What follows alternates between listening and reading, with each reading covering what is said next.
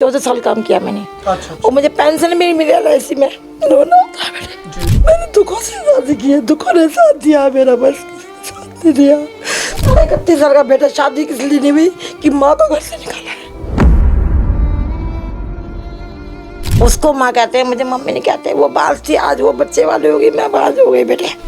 वो बंदा के पास मेरा बेटा आता था, मैं हाथ जोड़ के कहती बेटा मुझे मदद कर दे, कभी कुछ नहीं किया, भाग जाते थे बेटे।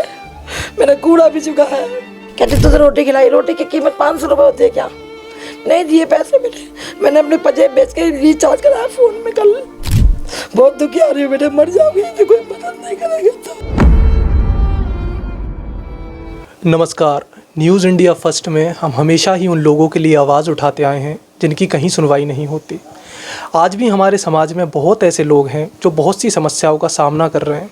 वो अपनी याचिकाएं लेकर सरकारी अधिकारियों से लेकर अपने खुद के परिवार तक के पास जाते हैं, लेकिन ना तो उनकी सुनने वाला कोई सरकारी अधिकारी उनसे बात करता है और ना ही उनका परिवार उनका साथ देता है। आज के इस एपिसोड में हम आपको मिलवाने वाले हैं ऐसे ही एक शख्स से जिन्होंने अपने जीवन में बहुत संघर्ष किया। उन्होंने अपने परिवार, सरकार, हर किसी से अपनी समस्या साझा करके उनसे मदद मांगी, लेकिन बदले में आज तक उन्हें निराशा के अलावा और कुछ हासिल नहीं हुआ। जानेंगे हम इनसे किस तरह इन्होंने अपनी ये जर्नी स्टार्ट की और किस तरह आज ये अपनी समस्या लेकर हमारे पास आई हैं, और क्या वो बातें हैं जो ये हमारी जनता के सामने रखकर ये जानना चाहेंगी कि क्यों आज के समय में भी 60 साल से ज़्यादा उम्र होने के बाद भी जो सरकारी योजनाएं इन्हें मिलनी चाहिए वो इन तक नहीं पहुंच पा रही हैं। हम इनसे ये सारे सवाल करेंगे आज के इस एपिसोड में। क्या नाम है आपका? शारदा रानी। तो हमारे दर्शकों को बताइए कि किस तरह की समस्याएं आपको आ रही हैं और कौन से, आपने जैसे हमें बताया बात करते हुए हमारी टीम को कि आपको ना राशन की सुविधा अभी तक मिली हुई है और ना आयुष्मान कार्ड जैसी सुविधाएं आप तक पर्याप्त हो पा रही हैं। तो इसके पीछे क्या कारण है? क्या आपने अप्लाई करा और पेंशन किया? पैसा नहीं होता हमारे पास। और मैंने बेटे से कहा, मैंने 1.5 करोड़ LIC में कमाया कि बेटा मेरा आधार कार्ड। 1.5 करोड़ कमाया आपने? किस तरह कमाया? LIC में ब्रांच मैनेजर थी, एजेंट। आप ब्रांच मैनेजर रह चुकी हैं LIC में, तो थोड़ा बताइए उसके बारे में बताइए। LIC में आप किस तरह से आपने ब्रांच मैनेजर रहे? आप BM क्लब में एक क्लब होता है, BM क्लब, ब्रांच मैनेजर बोलते हैं इसको। तो 20वां नंबर LIC में था, तो मुझे सारे गिफ्ट वगैरह मिले। और आगरा भी ट्रेनिंग होती थी, मथुरा और कुल्लू मनाली मेरी जगह मेरे पति गए। मैं इस बात को थोड़ा शुरू से समझना चाहता हूँ कि आप कह रही हैं कि आप एक रेपुटेटेड जॉब जो हमारी कंट्री की है LIC, उसमें काम करती थी। तो ऐसा क्या हुआ कि LIC की जॉब करते हुए भी अब आपको ये दिन देखने पड़ रहे हैं कि आपको मीडिया से हेल्प लेनी पड़ रही है और हमारे प्रशासन से सवाल करने पड़ रहे हैं? ऐसा क्या कारण रहा? क्यों आपने जॉब क्विट की और ये क्या टर्निंग पॉइंट रहा आपकी लाइफ का? सर मैं 1.5 करोड़ कमाया मैंने, और पूरे हाफ में पैदल मार्चिंग करती थी। 10-10 रुपये रिक्शे के बचाए थे। तो 8 साल स्लो भोजन दिया पति ने, स्लो भोजन। वो मैं समझ सकता हूँ आपकी बात, वो आपकी ठीक बात है, लेकिन आपने जॉब क्विट क्यों की? कारण क्या रहा जॉब क्विट करने का? बीमारी तो अपने आप क्विट होगी। 14 साल काम किया मैंने। अच्छा। और मुझे पेंशन भी नहीं मिली LIC में। रोना आता है बेटे। जी। आज मेरे पास 1.5 करोड़ भी नहीं है। आपकी बात हम उठाएंगे, आपके इन मुद्दों को हम ज़रूर हमारे प्रशासन के सामने रखेंगे। मैंने दुखों से शादी की है, दुखों ने साथ दिया मेरा, बस साथ नहीं दिया। मेरे 2 बेटे एक बेटी है। LLM क्लास श्वेतांक बड़े ने, गोलू कहते हैं, 6 साल हो गए। उसके बाद छोटू पर्व है, और पर्व मुझे पागल बताता है। उसके बाद बेटी है प्रेरणा, वो PhD कर रही है। आज तक कोई मिलने नहीं आया। आपके 3 बच्चे हैं, 2 बेटे और 1 बेटी। 31 साल का बेटा, शादी किस लिए नहीं हुई कि माँ को घर से निकाला है, लक्ष्मी को घर से निकाला है। जब मेरी शादी हुई थी 89 में, तो पति सिर्फ 450 रुपये कमाते थे, और 700 रुपये मैंने भी कमाए भारतीय बाल रजवंती शिक्षा विहार स्कूल में। और सिलाई कढ़ाई सिलाई सब कुछ करती, 24 घंटे काम। तो 700 कमा के उनको देती थी। और पूछिए आप। मैं ये समझना चाह रहा हूँ कि आपने बताया कि आपके जो हस्बैंड हैं वो भी थे, आपके बच्चे भी थे, एक हंसता खेलता परिवार आपके पास था। तो ऐसे क्या सिनेरियोज़ आपकी लाइफ में रहे कि आज आपको इस तरह से, आपको ना वृद्ध पेंशन जो होती है वो आपको पर्याप्त की जा रही है, ना दी जा रही है, और भी बहुत सी सुविधाएं जो इस उम्र में आपको मिल जानी चाहिए थी अभी तक आपको उनमें से कुछ भी नहीं मिल पा रहा। मैं ये पॉइंट समझना चाहता हूँ। सब पैसे से है सर। मैंने प्रधानमंत्री जी के मोदी योगी जी को भी मैंने फ़ोन कराए थे, पति सूटकेस के पैसे देता, मैं खाली की खाली हूँ बेटे। आज सिलो पे तो दिया 2 लाख छोटे बेटे को चेक काट के दिए, 1 लाख बड़े को दिए। और मैंने एक बार आधार कार्ड बनने के लिए कहा तो बेटे ने कहा लाओ 2000 रुपये, मैंने खुद बनवाया तो उसमें कुल 50 रुपये खर्च हुए। तो मैंने पति का नंबर दे दिया तो पति कहता ये मेरी वाइफ नहीं है, इसको फ़ोन नंबर क्यों दे दिया। तो पोस्ट वाली मैडम कहती है, पोस्ट ऑफिस वाली, कैसा है तुम्हारा पति। मैं कहा बस ऐसे ही है।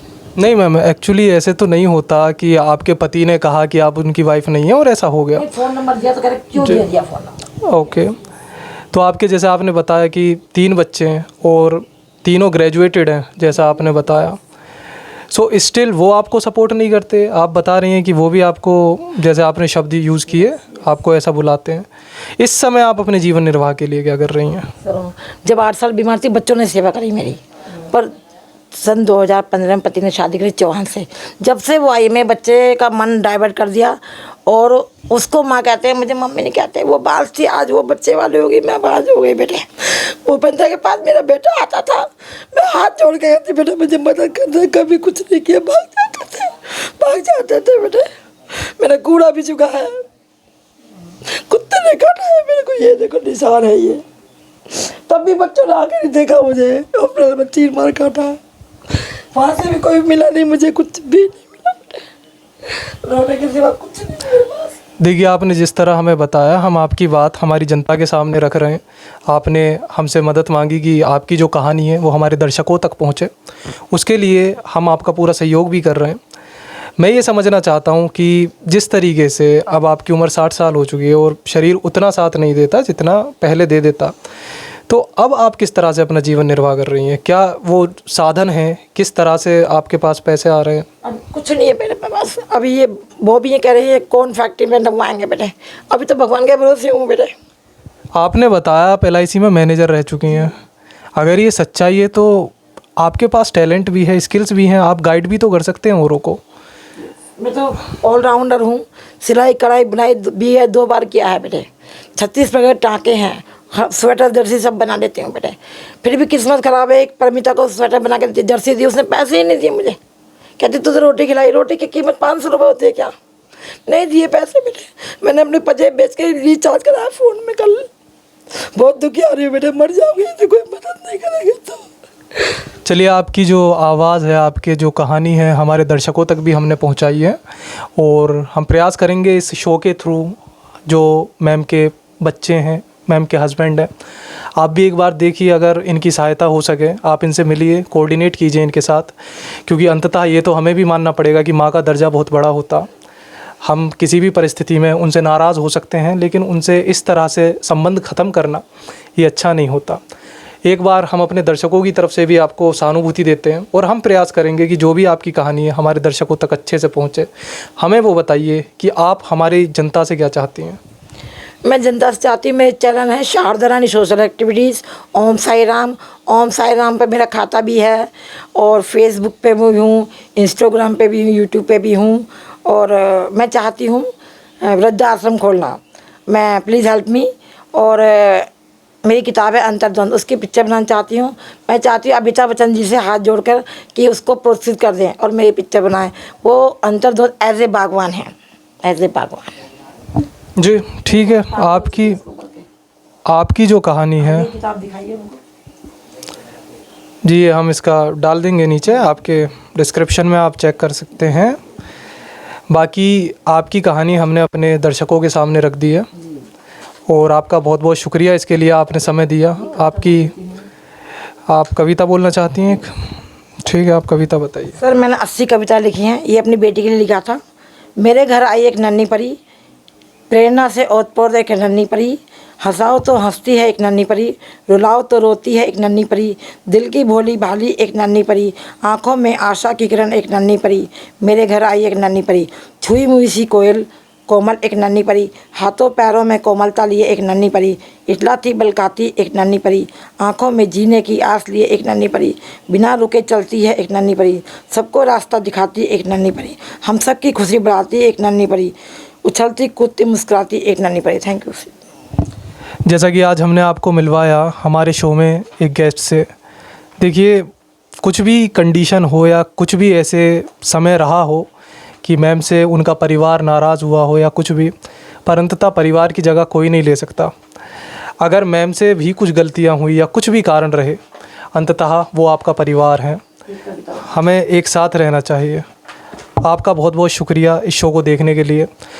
हम आगे भी आपको ऐसे लोगों से मिलाते रहेंगे जिनकी आवाज़ कोई नहीं बना, तो अंततः वो हमारे पास आए। शुक्रिया।